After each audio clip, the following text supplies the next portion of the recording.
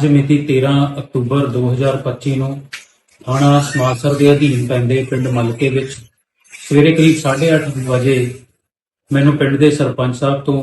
Phone ਤੇ ਇਤਲਾਹ ਮਿਲੀ ਸੀ ਕਿ ਉਹਨਾਂ ਦੇ ਪਿੰਡ ਵਿੱਚ ਕੋਈ ਲੜਾਈ ਝਗੜਾ ਹੋ ਰਿਹਾ ਹੈ, ਜਿਸ ਤੇ ਤੁਰੰਤ ਕਾਰਵਾਈ ਕਰਦਿਆਂ ਮੈਂ ਖੁਦ ਸਮੇਤ ਮੇਰੀ ਪੁਲਿਸ ਪਾਰਟੀ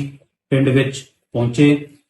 ਉੱਥੇ ਅਸੀਂ ਕਈ ਬੰਦੇ ਵੀ ਰਾਉਂਡ ਅਪ ਕੀਤੇ ਹਨ, ਸੀਸੀਟੀਵੀ ਕੈਮਰਾ ਫੁਟੇਜ ਵੀ ਚੈੱਕ ਕੀਤੇ ਹਨ ਤੇ ਕਈ ਮੇਨ ਦੋਸ਼ੀ ਵੀ ਸਾਡੇ ਧਿਆਨ ਵਿੱਚ ਆਏ ਹਨ। ਇੱਕ ਗੁਰਮੀਤ ਸਿੰਘ ਗੀਤੀ ਮੈਂਬਰ ਜੋ ਕਿ ਜਿਨ੍ਹਾਂ ਦੇ ਸੱਟ ਲੱਗੀ ਹੈ ਤੇ ਉਹ ਜੇਰੇ ਇਲਾਜ